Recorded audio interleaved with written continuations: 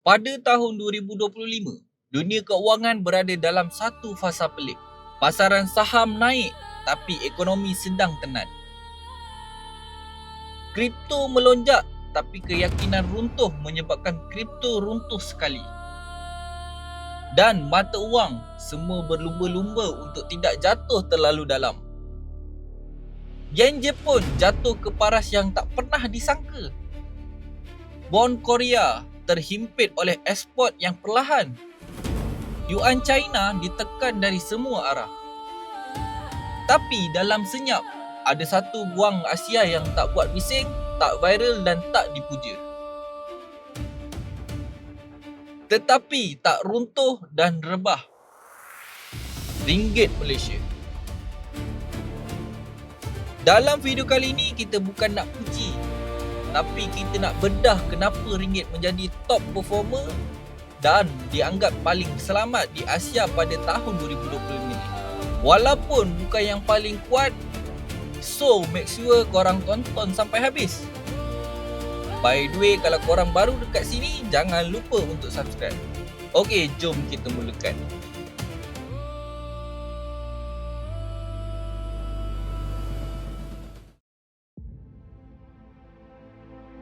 Selepas bertahun-tahun, kita dah lalui macam-macam krisis. COVID-19, perang Ukraine, inflasi global, kenaikan kadar faedah yang agresif. Pasaran sampai dah tak panik lagi dah, tapi dah sangat letih. Letih dengan janji recovery, letih dengan rangsangan ekonomi, letih dengan cetakan wang berlebihan yang menyebabkan inflasi. Sekarang ni kita dah masuk ke fasa yang paling bahaya dalam keuangan. Fasa tiada arah yang jelas, kadar faedah yang tinggi masih dikekalkan. Inflasi terus menaik macam roket. Ekonomi tak adalah jatuh, tapi tak membangun. Dalam fasa macam ni, pasaran dah tak kejar growth, tapi mereka kejar survival untuk terus hidup. Mata wang yang stabil lebih berharga daripada mata wang yang agresif. Ringgit hidup dalam fasa ini. Bukan sebagai juara, tapi sebagai yang tak tumbang dan stabil.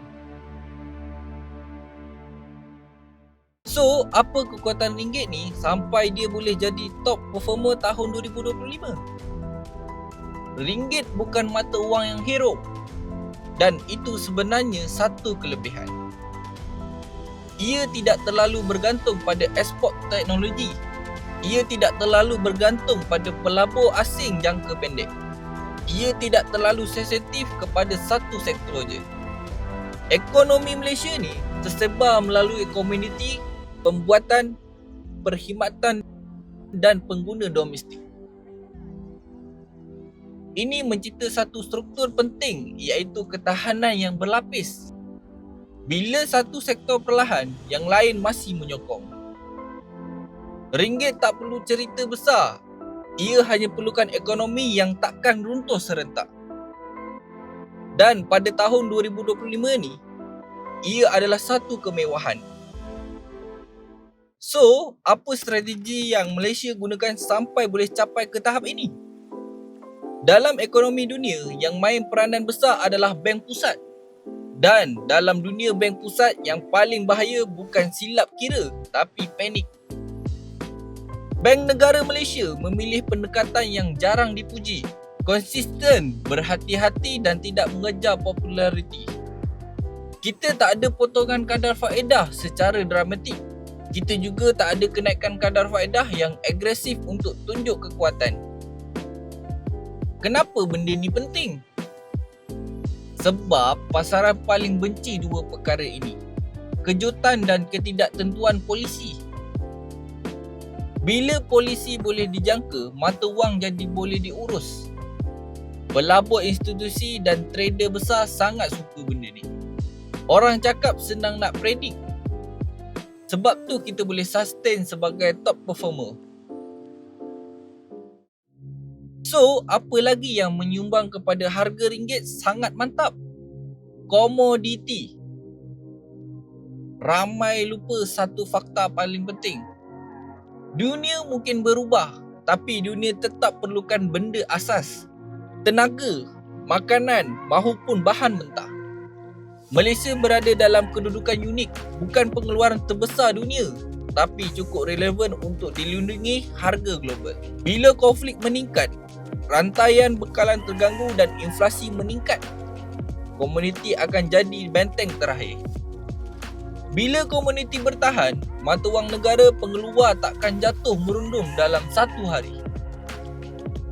Ringgit ni mungkin ia kadang-kadang ada jatuh melemah, tapi jarang sekali rebah. Maintain je. Seterusnya, geopolitik juga menjadikan Malaysia sebagai top performer. Dunia hari ini bukan lagi tentang siapa yang paling kuat, tapi siapa yang paling selamat daripada konflik. Seperti yang kita tahu, US dan China sedang berperang secara senyap. Bukan dengan peluru, tetapi dengan sekatan teknologi tarif, mata wang dan sentimen pasaran. Tapi kita Malaysia memilih laluan yang sunyi. Kita berdagang je dengan semua. Dan kita tak berpihak pada mana-mana untuk mencipta musuh. Dalam dunia kewangan, ini dinamakan sebagai zon risiko neutral. Dia ibarat safe haven, tapi tak adalah sampai tahap tu. Yang penting duit besar di seluruh dunia sukakan benda ni. Ringgit tak diserang, tak dipuji, tak dipersalahkan. Kita buat kerja kita sendiri je. Dan itu membuatkan ringgit Malaysia terus bernafas. Habis tu, kalau ringgit ni top performer, kenapa harga tak naik mendadak? Ramai orang salah faham satu perkara. Mereka fikir mata wang sihat mesti akan naik laju. Sebenarnya yang naik laju ni spekulatif, over leverage atau dimanipulasi sentimen. Dan ianya sangat berbahaya dan sangat tak sihat. Ringgit bergerak ikut ekonomi sebenar, bukan hype dan bukan harapan palsu. Kita tak ada pun dengar tentang ringgit overnight success. Ia beri kesinambungan. Dan dalam dunia yang cepat musnah, kesinambungan ni adalah emas. So, kita sebagai trader ni, apa maksudnya untuk kita? Untuk trader, ringgit sesuai untuk analisis makro, sesuai untuk swing position dan sangat sesuai untuk trader yang sabar. Untuk pelabur pula, risiko mata wang lebih terkawal dan bukan medan spekulatif ekstrim. Untuk rakyat biasa, inflasi lebih perlahan berbanding negara lain. Kos import lebih stabil dan ekonomi susah untuk jatuh mengejut. Ringgit bukanlah penyelamat, tapi ia juga bukan perosak, dan itu juga cukup berharga hari ini. Dalam dunia keuangan, yang paling bising selalunya mati dulu. Yang paling senyap selalunya bertahan. Ringgit Malaysia mungkin bukan raja, tapi ia bukan mangsa. Dan dalam era dunia yang rapuh, bertahan adalah kemenangan. Apa pendapat korang tentang benda ni? Korang boleh komen dekat bawah. Kalau korang nak belajar trading secara mendalam dan secara percuma saja, korang boleh klik link dekat bawah.